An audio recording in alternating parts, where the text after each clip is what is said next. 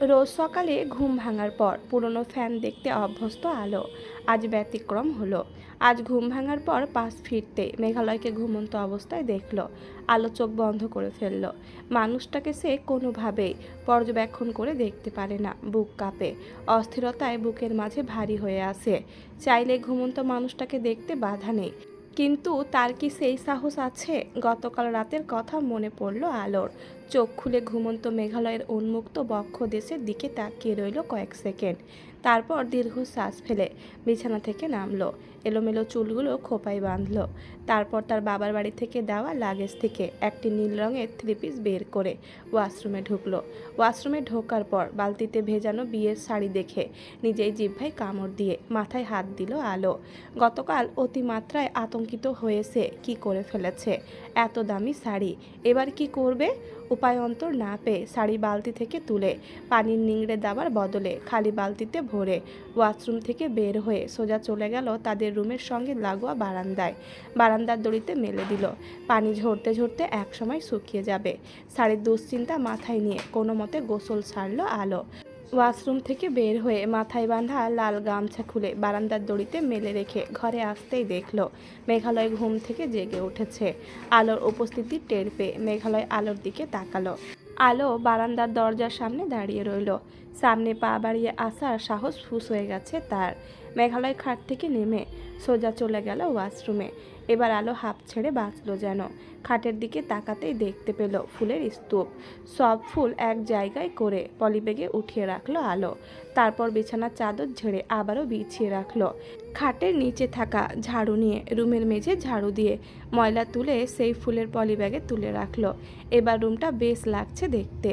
একটা খাট, কাঠের আলমারি, ওয়ার্ড্রপ, একটা স্টাডি টেবিল এবং চেয়ার, পাশে বুক সেলফ। আলো এগিয়ে যায় বুক সেলফের সামনে। কাচের ওপর হাত রেখে বইগুলো ছুঁয়ে দেখার বৃথা চেষ্টা করলো। আলো যখন এক মনে বুক সেলফের দিকে তাকিয়েছিল, ঠিক তখনই মেঘালয় আর আলোর পেছনে এসে দাঁড়ালো নিঃশব্দে। শুভ সকাল মিসেস মেঘালয়। আমার জীবনে আপনার আগমনের পর আজ প্রথম সকাল। কেমন বোধ করছেন বিবাহিত জীবনের প্রথম সকালকে? মেঘালয়ের কণ্ঠস্বর পেয়ে আলো ঘুরে দাঁড়ালো। তারপর যা অঘটন ঘটার ঘটল। আলোর নাক ছুঁয়ে গেছে মেঘালয়ের উন্মুক্ত ভেজা বুকে। আলো যেন লজ্জায় এটুকুন হয়ে গেছে মেঘালয়ের সামনে। মেঘালয় আলোর অবনত মুখের দিকে তাকিয়ে বলল, নীল রঙের মানে কি জানো? আলো মাথা নাড়িয়ে বলল, কিছুটা জানি। নীল রং মানে শান্তি। আলোর জবাব শুনে মেঘালয় মুচকি হাসে। যাক, এবার এই টপিক নিয়ে আলোর সঙ্গে দীর্ঘ আলাপ করা যাবে। নীল হচ্ছে বেদনার রং। আকাশ যত নীল হয় তত দূরে চলে যায়। গভীর নীল সমুদ্রের যত কাছে যাওয়া যায় ততই নিঃসঙ্গতা বাড়ে। নীল রং কেবল মনে করিয়ে দেয় কিছু জিনিস যতই চাওয়া হোক না কেন কখনোই পাওয়া যায় না। নীল রঙকে কেবল দেখা যায়, স্পর্শ করা যায় না। মেঘালয়ের মুখ থেকে এত কিছু শুনে আলো চুপ করে রইল। মেঘালয় হুট করে নীল রং নিয়ে পড়ল কেন? পরক্ষণেই ভাবলো আগে জবাব দেওয়া যাক, তারপর না হয় জিজ্ঞেস করা যাবে। মেঘালয় আলোর মুখের দিকে তাকিয়েছিল। আলো মাথা তুলে তাকালো। মেঘালয়ের চোখের দিকে তাকিয়ে আবারও অস্থিরতা অনুভব করার আগে চোখ নামিয়ে ফেলল। মাথা নিচু রেখে নরম সুরে জবাবে বলল, আপনার মতো করে দেখলে নীল রং সত্যিই বেদনার রং, কিন্তু আমার কাছে নীল মানে শান্তি। আকাশের নীল আমাকে নত হতে শেখায়। নীলচে সমুদ্র আমাকে মনে করিয়ে দেয় সমুদ্রের মতো উদার হতে, যার বিশালতা আছে জুড়ে পুরো পৃথিবীর 3 ভাগে, অথচ সেই সমুদ্রে নেই কোনো তাণ্ডব নীলা। সকালবেলার হালকা নীল আকাশ আমাকে মনে করিয়ে দেয় যতই অন্ধকার থাকুক আলো আসবেই। আলোর কাছ থেকে জবাব পেয়ে মেঘালয় খানিকটা ভাবুক হলো। কপালে ভাঁজ পড়ল তার। আলোর থেকে খানিকটা দূরত্ব বাড়িয়ে মেঘালয় বলল, তাহলে নীল রং তোমাকে শান্ত করে? নীল রং আমাকে শুধু স্মরণ করায় হারানোর গল্পগুলো। আলো মেঘালয়ের মাঝে দূরত্বের পরিমাপ করতে করতে বলল, হয়তো আপনি নীলকে শুধু দূরত্বের রং হিসেবে দেখেন, আমি দেখি ফিরে আসার রং। নীল রং আমাকে বলে সমুদ্রের মতো উদার হতে। জীবন থেকে যা হারিয়েছে তা কোনো না কোনোভাবে আবার ফিরে আসবে। আলোর কাছ থেকে জবাব পেয়ে মেঘালয়ের ঠোঁটের কোণে আবারও হাসি ফুটে উঠল। আলমারির দিকে যেতে যেতে বলল, তোমার কথা শুনে মনে হচ্ছে নীল রঙের আসলে দুইটা সত্তা, দুই অনুভব। একজন দুঃখ তখনই আসে আরেকজন আশা। আলো মেঘালয়ের ওপর থেকে দৃষ্টি সরিয়ে জবাব দিল, হয়তো। মেঘালয় একটা সাদা রঙের টি শার্ট গায়ে জড়িয়ে আলোর কাছে এসে দাঁড়ালো। তারপর আলোর নীলচে রঙা জামার দিকে আঙুল তাক করে বলল, নীল রং আমার বড্ড অপছন্দ, তবু আজ কেন যেন মনে হলো নীল রং মন্দ না, কারণ আজ নীল রঙের জামা পরনের কেউ নীল রং নিয়ে পজিটিভ কিছু বলল। আলো নিজের জামার দিকে তাকালো। তার মানে নীল রং নিয়ে এত আলাপ তাহলে এই কারণে। এমন সময় দরজায় নক পড়ল। মেঘালয় আলোর কাছ থেকে সরে যায়, তারপর হেঁটে গিয়ে দরজা খুলতে ভেতরে ঢুকে পড়ল 10 জনের এক বিশাল কমিটি। মেঘালয় দরজার সামনে থেকে কোনো মতে নিজেকে সরালো। সবাই গিয়ে আলোর সামনে দাঁড়ালো। আলো একসাথে এতজনকে দেখে ভড়কে যায়, মাথা নিচু করে ফেলে। তানিয়া, ইতি সহ বাকি সবাই টিপকানি কেটে আলোকে বলল, ফুলগুলো কই? পরিষ্কার করে ফেলে দিয়েছি। আলো জবাব দিতেই সবাই একযোগে হেসে ফেলল। আলো মাথা নিচু করে রাখলো। মেঘালয় দাঁড়িয়ে দাঁড়িয়ে তাদের কাণ্ড কারখানা দেখছে। আমাদের জন্য ফেলে রাখতে, আমরা এসে না হয় পরিষ্কার করতাম। জিনিয়া কথাটি এমনভাবে বলল যে মেঘালয় কিঞ্চিত বিরক্ত হয়ে জবাব দেয়, তোমাদের উচিত ছিল গতকাল রাতে আমাদের জানিয়ে দেওয়া। ঠিক এভাবে দাঁড়াও, আমি বলছি। মেঘালয় এবং আলো, আমরা সব বিবাহিত কমিটির নারী সদস্যরা আগামীকাল সকালে তোমাদের ঘরে ফুল পরিষ্কার করতে আসব। দয়া করে তোমরা ফুল পরিষ্কার করা থেকে বিরত থাকবে। মেঘালয়ের কথা শেষ হতে জিনিয়া বাদে সবাই অট্ট হাসিতে মেতে উঠল। আলো হেসে ফেলল তাদের সঙ্গে। এত মানুষের মাঝে মেঘালয় যেন আলোর হাসিটাই দেখতে পেল। তারপর কোনো মতে চুলে আঙুল চালালো। আলোর দিকে একবার তাকিয়ে দরজা দিয়ে বের হয়ে যেতে যেতে বলল, আমি চললাম। এক ঝাঁক বিবাহিত নারীদের মাঝে নিজেকে কেমন বেমানান লাগছে। বাক্য দুটো বলে ঘর থেকে বের হয়ে গেছে মেঘালয়। মেঘালয় চলে যেতেই আরও এক দফা হাসি রোল পড়ল। আলোকে গতকাল রাতের কথা জিজ্ঞেস করলো ইতি এবং তানিয়া। আলো জবাব দেয় না। এমন সব প্রশ্ন করেছে যে তার কাছে জবাব দেওয়ার ভাষা নেই। জিনিয়া চলে গেছে। এদিকে তানিয়া আর ইতির ওপর দায়িত্ব পড়েছে আলোকে তৈরি করে নিচে নিয়ে যাওয়ার জন্য, কারণ বাইরে অনেকেই আছে যারা নতুন বউ দেখতে এসেছে। হালকা গোলাপি রঙের একটা জামদানি শাড়ি হাতে নিয়ে ইতি আলোকে বলল, আমি তোমাকে শাড়ি পরিয়ে দিই। আলো ভয় পায়। মনে হচ্ছে যেন ইতি তার শরীরের কমতি চট করে ধরে ফেলবে যে কোনো মুহূর্তে। তাই মিথ্যার আশ্রয় নিয়ে আলো বলল, ভাবি, আমার অস্বস্তি হয়, আপনি মাইন্ড করবেন না প্লিজ। আলোর কথার পিঠে আর কিছু বলে না ইতি। আলো শাড়িটা হাতে নিয়ে ওয়াশরুমে চলে যায়। এদিকে তানিয়ার মোবাইলে তার বাবার বাড়ি থেকে কল আসে। রুমে মোবাইল নেটওয়ার্কের প্রচুর সমস্যা দেখা দিচ্ছে। বিধায় তানিয়া মোবাইল নিয়ে চলে গেল বারান্দায়। ব্যাস, বারান্দায় গিয়ে দেখলো আলোর বিয়ের বেনারসি দড়িতে মেলে দেওয়া, শাড়ি থেকে চুইয়ে চুইয়ে পানি পড়ছে। তানিয়া কি অবাক হয়ে ইতিকে ডাক দিল। ইতি তানিয়ার ডাক শুনে বারান্দায় গিয়ে একই দৃশ্য দেখে মুখে হাত দিয়ে বলল, কি সর্বনাশ, এমন কাণ্ড কেউ করে নাকি? আলো শাড়ি পরে ওয়াশরুম থেকে বের হয়ে দেখলো ঘরে কেউ নেই। এমন সময় বারান্দার দরজা দিয়ে তানিয়া এবং ইতিকে ঘরের ভেতরে ঢুকতে দেখে আলো থমকে যায়।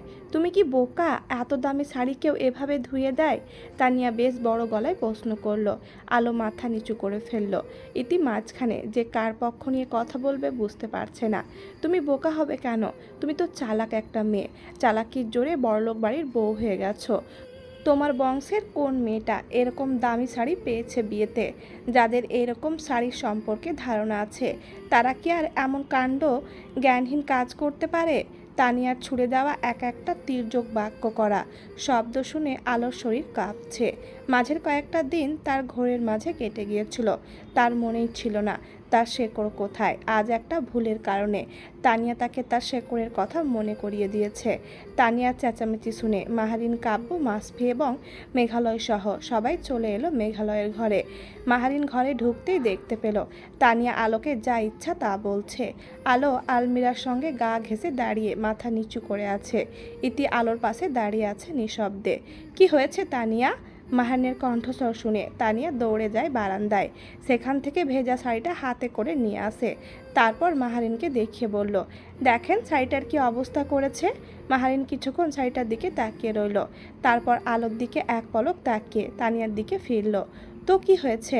মানুষ ভুলের ঊর্ধ্বে নয়, কথাটি জানো না তুমি? একটা মেয়ে তার গোটা পরিবার ফেলে গতকাল আমার বাড়ির বউ হয়ে এসেছে। গতকাল তার মনের অবস্থা কেমন ছিল সেটাও তোমার জানা উচিত। এখন সে একটা ভুল করে ফেলেছে, তাহলে চেঁচামেচি করে কি লাভ হবে বলো? কিন্তু মা শাড়িটা, তানিয়া সম্পূর্ণ কথা শেষ করতে পারল না। তার আগেই মাসফি তানিয়াকে বলল, তানিয়া তোমার কি মাথা খারাপ হয়ে গেছে? একটা শাড়ির জন্য তুমি আলোর ওপর এভাবে চেঁচামেচি করলে? I can't believe this. Mashfi কথাগুলো বলে মেঘালয়ের ঘর ছেড়ে বের হয়ে যায়। তানিয়া মাসফির পেছনে বের হয়ে গেল। ইতি আলোর হাত ধরে বলল, ভাবি একটু এমনই, তুমি কান্না করো না। আলো হাত দিয়ে তার চোখের পানি মুছে ফেলল। মাথা উঁচু করে তাকাতে দেখতে পেল মাহারিন, কাব্য এবং কাব্যের পেছনে দাঁড়িয়ে থাকা মেঘালয়কে। মুহূর্তের মধ্যে আলো যেন নিজেকে আরও ছোট মনে হলো। সবাই তাকে এখন কি ভাবছে? ছোট লোক, লোভী, আনস্মার্ট। কাব্য ইতিকে ইশারা করলো। ইতি আর কাব্য মেঘালয়ের ঘর থেকে বের হয়ে গেল। বাকি রইল মাহারিন আর মেঘালয়। মাহারিন দীর্ঘশ্বাস ফেলে আলোর সামনে গিয়ে দাঁড়ালো। আলোর মাথায় হাত রেখে বলল, বোকা মেয়ে, সামান্য একটা কারণে কেউ এভাবে কাঁদে? আন্টি, আমি কিছু জানতে চেয়েছি। তোমার শাড়ি, তুমি কি করলে না করলে সেটা একান্তই তোমার ব্যাপার। এবার কান্না বন্ধ করো। বাইরে অনেকজন তোমাকে দেখার জন্য অপেক্ষা করছে। আলোর মাথায় হাত বুলিয়ে বের হয়ে যায় মাহারিন। মাহারিন চলে যাবার পর মেঘালয় দরজা বন্ধ করে আলোর সামনে গিয়ে দাঁড়ালো। তারপর আলোর কান্নারত মুখের দিকে তাকিয়ে দীর্ঘশ্বাস ফেলে বলল, মুখ ধুয়ে এসো। আলোর মেঘালয়ের আদেশ শুনে কান্না বন্ধ হয়ে গেছে। আলো ওয়াশরুমে গিয়ে চোখ মুখে পানি দিয়ে বের হয়ে এসে দেখলো মেঘালয় বারান্দা থেকে ঘরে প্রবেশ করেছে। বেনারসি শাড়িটা মেঝেতে নেই, বারান্দায় দড়িতে মেলে রেখে এসেছে বোধহয়। মেঘালয় তার হাতের মোবাইলটা খাটের এক পাশে রেখে খাটের এক পাশে বসলো। আলো, মেঘালয় আলোকে ডাক দিল। আলো মেঘালয়ের মুখের দিকে তাকালো। মানুষটা এমন সিরিয়াস ভঙ্গিতে তার সঙ্গে কথা বলবে, গত কয়েকদিনের পর্যবেক্ষণে যা বুঝতে পেরেছে তা হলো, মেঘালয় যখন সিরিয়াস থাকে তখনই সে বলে আলো, সম্বোধন করে। মেঘালয় বারান্দার দিকে তাকিয়ে আছে। আলো ধীর পায়ে এগিয়ে যায় মেঘালয়ের পাশে। আলো খাটের এক পাশে গিয়ে দাঁড়ালো। মেঘালয় আলোর দিকে না তাকিয়ে বলল, আমার পাশে এসে বসো। আলো মেঘালয়ের পাশে বসলো, 4 ইঞ্চি দূরত্ব রেখে। মেঘালয় আলোর দিকে একবারও তাকালো না। মেঘালয়ের এমন আচরণে কষ্ট পাচ্ছে আলো। মানুষটার আদুরে সুরে বলা কথাগুলোতে সে অভ্যস্ত হয়ে গেছে, অথচ আজ তার থেকে পাওয়া আচরণে নিজের মূল্য যদি নিজে দিতে না পারো, তাহলে কেউ তোমার মূল্যায়ন করবে না। তুমি ভুল করো, অপরাধ করো, পরিস্থিতির শিকার হও না কেন, তোমার উচিত নিজের পক্ষে নিজের লড়াই করে যাওয়া, নিজের অবস্থান সম্পর্কে অপর পক্ষকে সাফাই দেওয়া। মেঘালয় কথাগুলো বলে আলোর দিকে তাকালো। আলো মেঘালয়ের কথাগুলো শুনে মাথা নিচু করে বলল, ভুল আমার ছিল। তানিয়া ভাবি আমার ভুল ধরিয়ে দিয়েছেন। তাকে কি বলবো আমি? তানিয়া ভাবি তোমার ভুল ধরিয়ে দেয়নি, তোমাকে নিচু করে কথা বলেছে, তোমাকে সবার সামনে ইনসাল্ট করতে চেয়েছে। জবাব দিলে আমাকে সবাই বেয়াদব বলতো। এমনিতেই আমার মাথার ওপর জাদুটনা এবং চালাক মেয়ে ট্যাগ লেগে গেছে।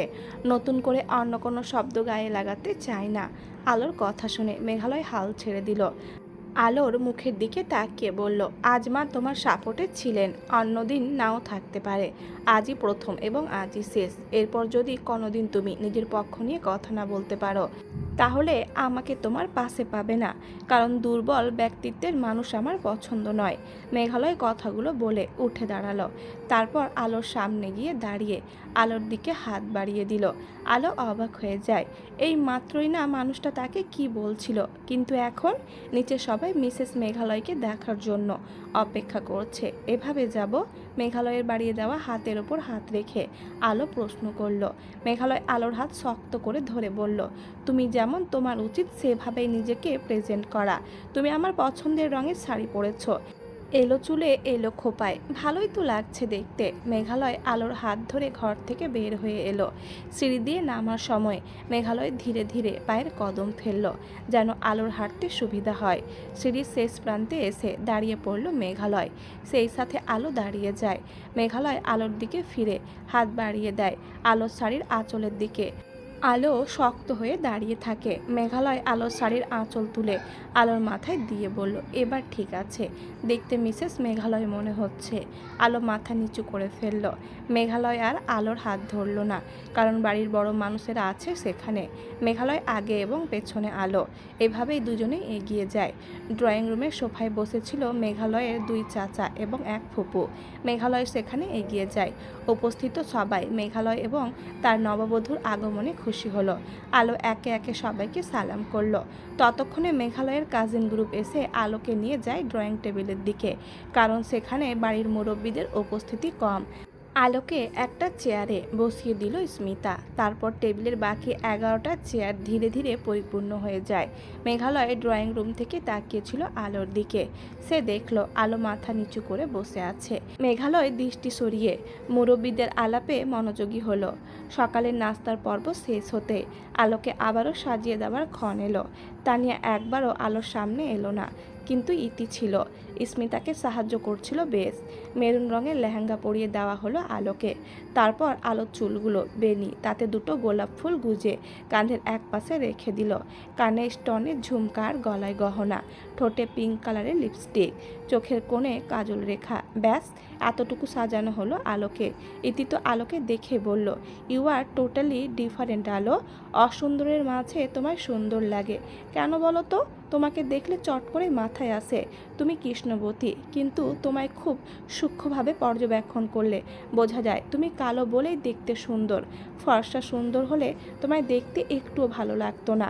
ইতির কথা শুনে আলো কিছুই বলে না, শুধু ফ্যাল ফ্যাল করে তাকিয়ে থাকে। এমন সময় দরজা খুলে মেঘালয় নিজের ঘরে প্রবেশ করলো। স্মিতা, ইতি এবং আলো মেঘালয়ের দিকে তাকালো। মেঘালয় হাতের ওয়াশ ঠিক করতে করতে তাকালো আলোর দিকে। তারপর মুচকি হেসে স্মিতাকে উদ্দেশ্য করে বলল, এবার তো ছাড়। এতক্ষণ যদি একটা মানুষকে এভাবে বসিয়ে রাখিস মেরুদণ্ড সমস্যা হবে। সোজা সাপটা বলে দিলেই পারো যে আমরা যেন তোমার ঘর থেকে বের হয়ে যাই। শুধু শুধু মেরুদণ্ডের সমস্যার কথা বলে নিজের দোষ ঢাকতে চাইছো যে। স্মিতা হেসে কথাগুলো বলল।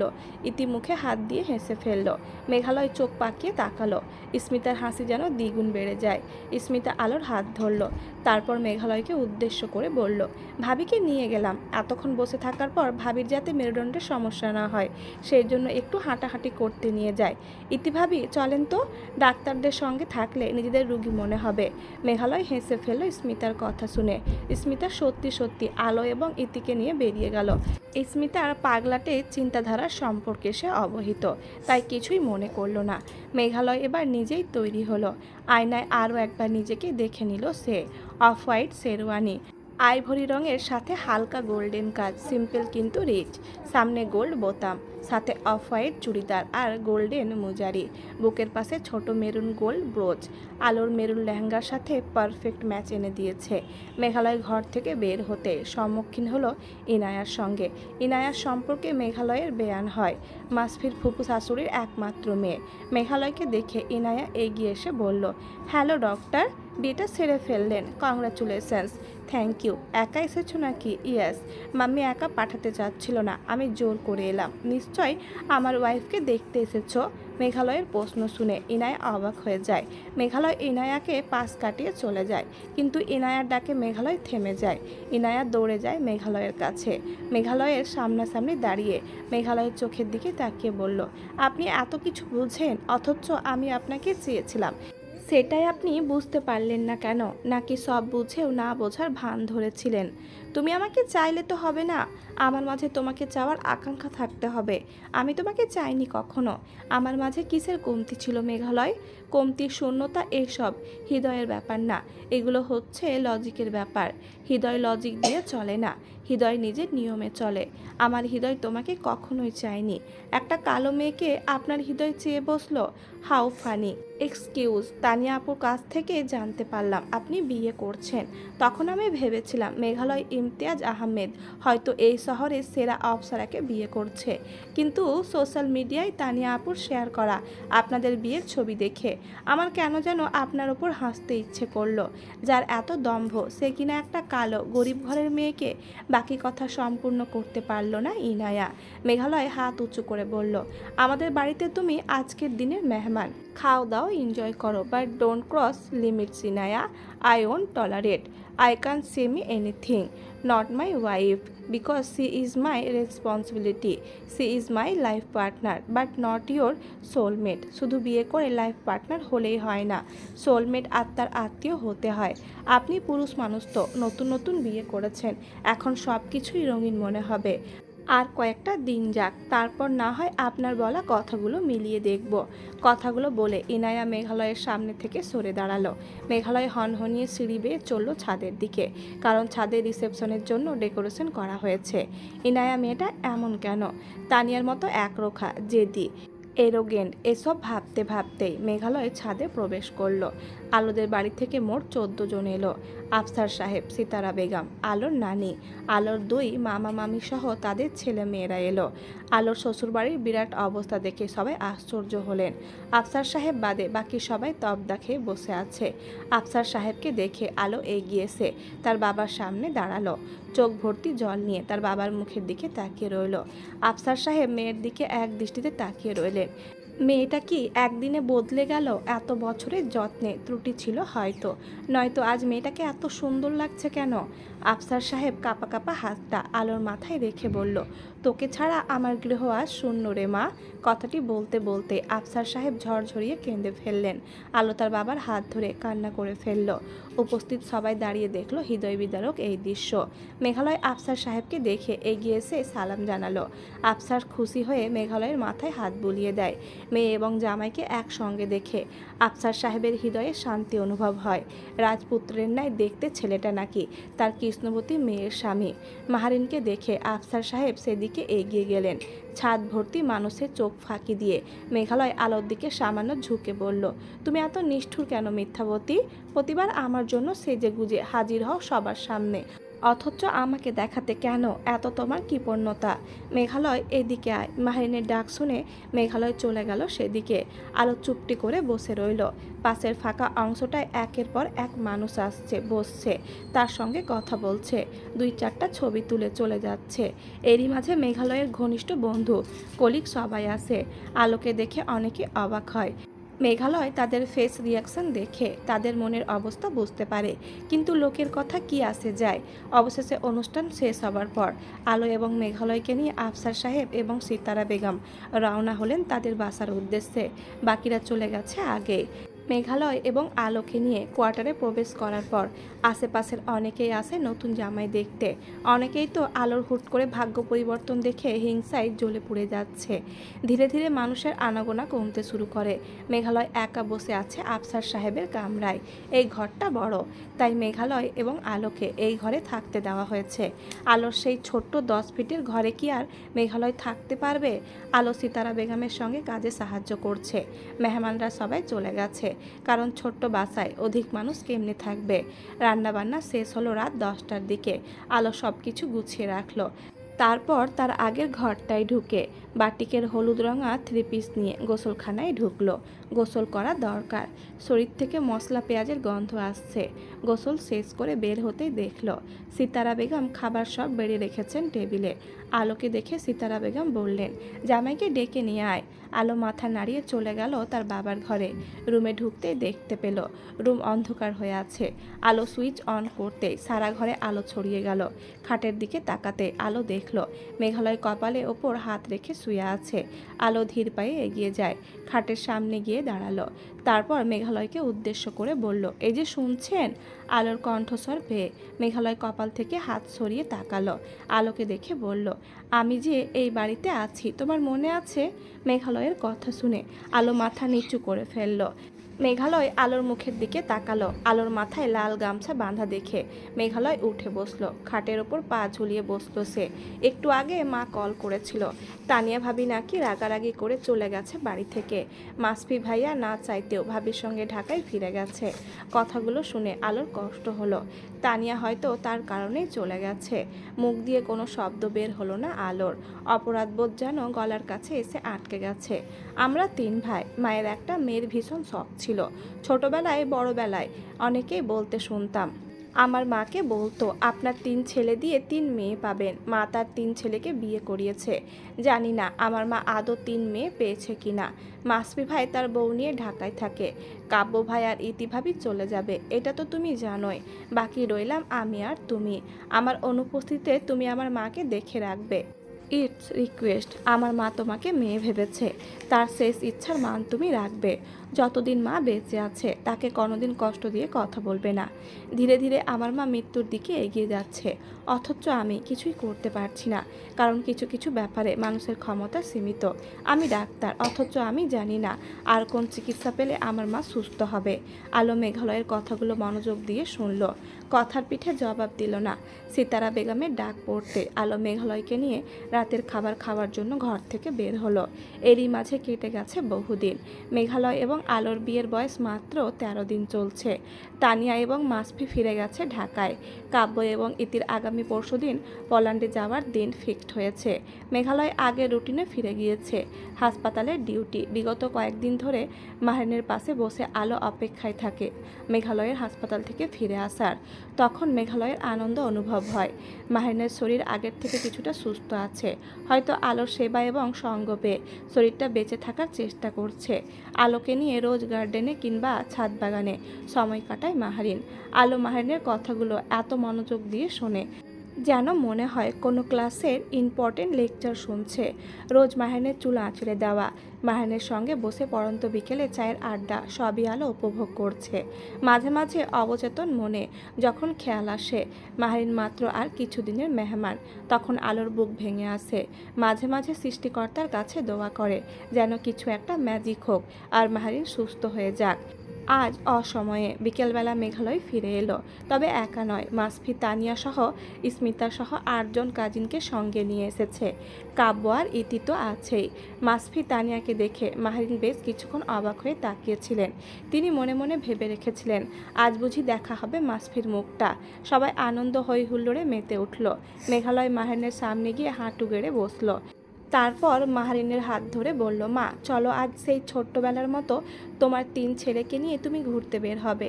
তোমার 3 ছেলে আজ তোমার পছন্দ মতো জায়গায় ঘুরতে যাবে, সেই ছোটবেলার মতো। তুমি যেখানে যাবে আমরা সেখানেই যাব। মাহারিন মেঘালয়ের মাথায় হাত দিয়ে কেঁদে ফেললেন। কাঁদতে কাঁদতে বলছেন, আমার জীবনের কোনো এক পুণ্যের ফল বোধহয় তুই। তুই না থাকলে আমি কবেই মরে যেতাম রে মেঘালয়। উপস্থিত সবাই আনন্দ ঘন মুহূর্তে, এমন বিষাদময় মুহূর্তের সাক্ষী হলো। মাসফি মাহিনের পাশে বসলো, মাহিনের হাতটা ধরলো। মাহারিন আগের থেকে বেশ শুকিয়ে গেছে। মাসফির বুকটা ধক করে ওঠে। কাব্য দূর থেকে তাকিয়ে থাকে। বাবাকে ছাড়া মানিয়ে নিয়েছে নিজেদের, কিন্তু মাকে ছাড়া